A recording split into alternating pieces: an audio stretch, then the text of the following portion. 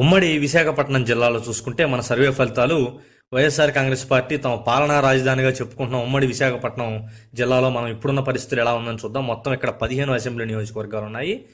మొదటగా విశాఖపట్నం నార్త్లో వైసీపీ నుంచి కేకే రాజు గారు, కూటమి అభ్యర్థిగా ఇక్కడ బీజేపీ నుంచి విష్ణుకుమార్ రాజు గారు పోటీ చేస్తున్నారు. ఇక్కడ మాత్రం హోరాహోరీ పోరుగానే ఉంది. ఎందుకంటే ఇక్కడ సంస్థాగతంగా చూసుకుంటే తెలుగుదేశం పార్టీ కూటమి అభ్యర్థిగా విష్ణుకుమార్ రాజు గారు గెలవాలి. కానీ కేకే రాజు గారు ఓడిపోయిన తర్వాత 2019లో గత 5 ఏళ్లలో ఆయన గ్రౌండ్ని చాలా బాగా క్లియర్ చేసుకున్నాడు.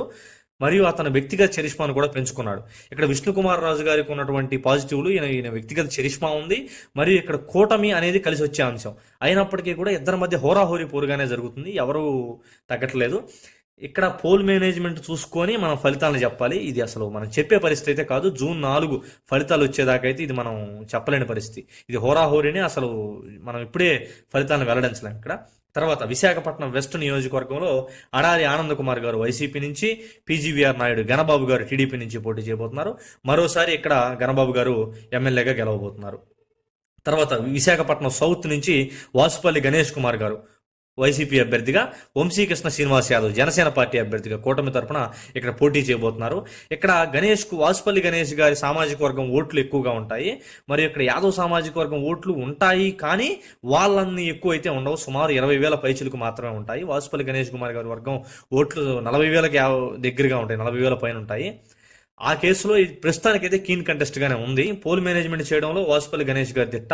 ఆయన పోల్ మేనేజ్మెంట్ సక్రంగా చేసుకొని రాబోయే 2 రోజులు కీలకం కాబట్టి అంతా సక్రమంగా ఆయన చేసుకోగలిగితే ఈ సీటు వైసీపీకి వెళ్ళే అవకాశమే ఉంది. తర్వాత విశాఖపట్నం తూర్పు నుంచి ఎంఈవి సత్యనారాయణ గారు వైసీపీ నుంచి, వెలగపూడి రామకృష్ణ బాబు గారు టీడీపీ నుంచి పోటీ చేయబోతున్నారు. ఇక్కడికే ఇప్పుడు చాలా సార్లు ఇక్కడ రామకృష్ణ బాబు గారు గెలిచారు. మరోసారి ఈ తెలుగుదేశం పార్టీ తన ఖాతాలో వేసుకోవడానికి ఖాయం. ఎందుకంటే రామకృష్ణ బాబు గారికి వ్యక్తిగతంగా ఉన్న చరిష్మా మరియు ఆయన గ్రౌండ్ రియాలిటీలో ఉండేటువంటి వ్యక్తి. ఆయన మీద గెలవడం అంటే అది దాదాపుగా ప్రస్తుత పరిస్థితుల ప్రకారం అయితే కష్టం. మరోసారి రామకృష్ణ బాబు గారే గెలుస్తారు. ఇక్కడి నుంచి తెలుగుదేశం పార్టీ మరోసారి గెలుస్తుంది. భీమిలి నియోజకవర్గంలో ముత్తంశెట్టి శ్రీనివాస్ గారు, అవంతి శ్రీనివాస్ గారు వైసీపీ నుంచి, గంటా శ్రీనివాసరావు గారు టీడీపీ నుంచి పోటీ చేయబోతున్నారు. ఇద్దరు శ్రీనివాసరావులో చూసుకుంటే ప్రస్తుతానికైతే సంస్థాగతంగా కూడా ఇక్కడ తెలుగుదేశం పార్టీకి బలం ఎక్కువ. కూటమి పొత్తు అనేది ఇక్కడ కలిసి వస్తుంది. ఈ అన్ని కారణాలతో తెలుగుదేశం పార్టీ గెలిచే అవకాశం పుష్కలంగా ఉంది. ఇక్కడ తర్వాత గాజువాక నుంచి గుడివాడ అమర్నాథ్ గారు వైసీపీ నుంచి, పల్లా శ్రీనివాస్ గారు టీడీపీ నుంచి పోటీ చేయబోతున్నారు. ఈ సీటు కూడా తెలుగుదేశం పార్టీ గెలిచే అవకాశం ఉంది. గతంలో ఇక్కడ పవన్ కళ్యాణ్ గారు కూడా పోటీ చేశారు గాజువాకలో 2019లో. కూటమి అనేది కలిసి వస్తుంది. మరియు పల్లా శ్రీనివాస్ గారికి వ్యక్తిగత చరిష్మా చాలా ఉంది. ఆయన వైజాగ్ స్టీల్ ప్లాంట్ ప్రైవేటీకరణ అప్పుడు కూడా ఆయన చేసినటువంటి దీక్షలు ఇవన్నీ ప్రజల్లో బాగున్నాయి. పైగా వాళ్ళది చాలా చాలా గ్రౌండ్ రియాలిటీతో ఉండే కుటుంబం. మరోసారి పల్లా శ్రీనివాస్ గారు ఇక్కడ గాజువాకలో ఎమ్మెల్యేగా గెలవబోతున్నారు తెలుగుదేశం పార్టీ నుంచి. పెందుర్తి నుంచి అదీప్ రాజు గారు వైసీపీ నుంచి, అలాగే పంచకర్ల రమేష్ బాబు గారు జనసేన పార్టీ అభ్యర్థిగా కూటమి తరపున ఇక్కడ పోటీ చేయబోతున్నారు. ఈ సీటు జనసేన పార్టీ గెలిచే అవకాశాలు కనబడుతున్నాయి. పాడేరు అసెంబ్లీ నియోజకవర్గం నుంచి విశ్వేశ్వరరాజు గారు వైసీపీ నుంచి, గిడ్డి ఈశ్వర్ గారు టీడీపీ నుంచి పోటీ చేయబోతున్నారు. ప్రస్తుతం ఉన్న పరిస్థితుల ప్రకారం అయితే ఈ సీటు మరోసారి వైసీపీకి గెలిచే అవకాశాలు పుష్కలంగా కనబడుతున్నాయి. తర్వాత అరకు వ్యాలీ చూసుకున్నట్లయితే ఇది మామూలుగా కూడా కొంచెం వైసీపీకి ఎక్కువగా మొదటి నుంచి కూడా ఆధిక్యం ఉన్నటువంటి నియోజకవర్గం. మత్స్యలింగం గారు ఇక్కడ వైసీపీ నుంచి, అలాగే రాజారావు గారు ఇక్కడ బీజేపీ నుంచి పోటీ చేయబోతున్నారు. బీజేపీ ఇక్కడ గెలిచే అవకాశాలు లేవు కాబట్టి ఇక్కడ మరోసారి వైసీపీ మంచి మెజార్టీతో గెలిచే అవకాశాలు ఉన్నాయి. తర్వాత చోడవరం నుంచి కరణం ధర్మశ్రీ గారు వైసీపీ అభ్యర్థిగా, కేఎస్ఎన్ఎస్ రాజు గారు టీడీపీ అభ్యర్థిగా పోటీ చేయబోతున్నారు.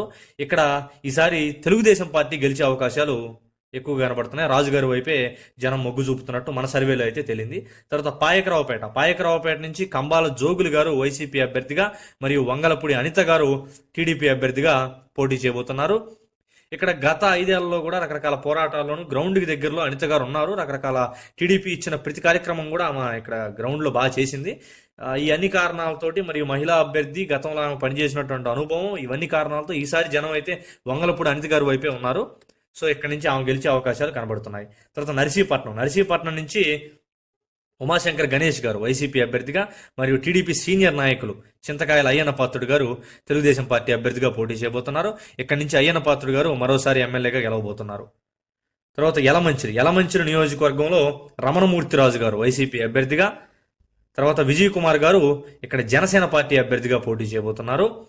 ఇక్కడ ఇది జనసేన పార్టీ గెలిచే అవకాశాలు అయితే కనబడుతున్నాయి. ఎందుకంటే సుందరపు విజయ్ కుమార్ గారు గ్రౌండ్ లో చాలా బాగా పనిచేసుకున్నారు. ఇక్కడ పొత్తు అనేది కలిసి వచ్చే అంశం. తెలుగుదేశం పార్టీ కూడా ఇతనికి పూర్తిగా సహాయ సహకారాలు అందిస్తుంది. సో ఎన్ని కారణాలతో ఇక్కడ విజయ్ కుమార్ గారు గెలుస్తున్నారు. తర్వాత మాడుగుల్లో అనురాధ గారు వైసీపీ అభ్యర్థిగా, బండారు సత్యనారాయణ మూర్తి గారు టీడీపీ అభ్యర్థిగా సీనియర్ నాయకులు పోటీ చేయబోతున్నారు. ఇక్కడ ఈయన అనూహ్యంగా సీట్లు సర్దుబాటులో భాగంగా ఇక్కడ సత్యనారాయణ మూర్తి గారు ఇక్కడికి రావడం అయితే జరిగింది. కానీ సమయం తక్కువ ఉంది, మరియు కొంచెం వైసీపీకే మొదటి నుంచి కూడా కొంచెం అవకాశాలు ఎక్కువగా ఉన్న నియోజకవర్గం. ఈ కారణాలతో ఎక్కడైతే వైసీపీనే గెలిచే అవకాశాలు ఎక్కువగానే కనబడుతున్నాయి. తర్వాత అనకాపల్లి నుంచి మలసాల భరత్ గారు వైసీపీ అభ్యర్థిగా, తర్వాత కొనతల రామకృష్ణ గారు సీనియర్ నాయకులు జనసేన పార్టీ అభ్యర్థిగా ఇక్కడ పోటీ చేస్తున్నారు. ఇక్కడ నుంచి రామకృష్ణ గారి గెలిచే అవకాశాలు జనసేన తరపున కనబడుతున్నాయి. ఆయన అనుభవం మరియు అతనికి విస్తృతమైనటువంటి పరిచయాలు, కూటమి అనేది కలిసి వచ్చింది. తెలుగుదేశం పార్టీ శ్రేణులు ఇతని కోసం చాలా బాగా పనిచేస్తున్నాయి. ఇతను కూడా అదే విధంగా కలుపుకొని వెళ్తున్నాడు. సో ఇక్కడ నుంచి కొనతల రామకృష్ణ గారు జనసేన పార్టీ గెలిచే అవకాశాలు అయితే ఉన్నాయి. ఇక ఓవరాల్ గా మొత్తం ఉమ్మడి విశాఖపట్నం జిల్లాలోని 15 అసెంబ్లీ నియోజకవర్గాలకు గాను తెలుగుదేశం పార్టీ 7 అసెంబ్లీ నియోజకవర్గాల్లో గెలిచే అవకాశాలు పుష్కలంగా కనబడుతున్నాయి. వైఎస్ఆర్ కాంగ్రెస్ పార్టీ 3 అసెంబ్లీ నియోజకవర్గాల్లో గెలిచే అవకాశాలు కనబడుతున్నాయి. జనసేన పార్టీ 3 అసెంబ్లీ నియోజకవర్గాల్లో గెలిచే అవకాశాలు కనబడుతున్నాయి. హోరాహోరీ మాత్రం 2 అసెంబ్లీ నియోజకవర్గాల్లో ఉంది. అవి 2 కూడా విశాఖ నార్త్, విశాఖ సౌత్